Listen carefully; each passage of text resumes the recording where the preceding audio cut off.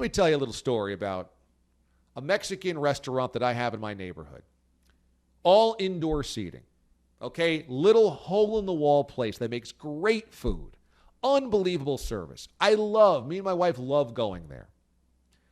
But during pandemic, they can't have anybody inside. And so this little place is definitely going to go under if they don't have a creative solution. And my guess is they don't have a lot of overhead to figure out creative solutions. So what do?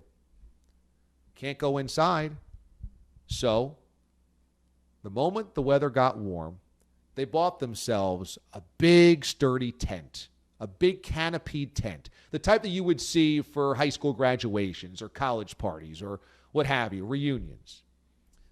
Metal poles sunk into their parking lot. Big tent ropes staked into the parking lot.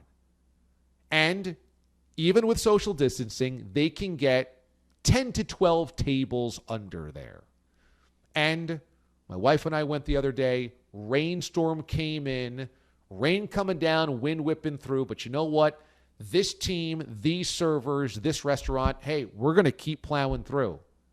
And they couldn't have been nicer. The food was just as good as it ever was. And they're making things happen creatively.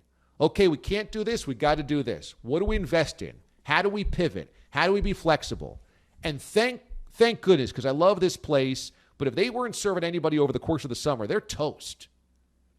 They figured out a way to get it done. And I hope it's enough to keep them in business, because this is a hardworking, amazing restaurant with a great staff and great food. They earned it. They deserve it. You know, you've got to be flexible. Don't just say, oh, pandemic hit, we can't do it.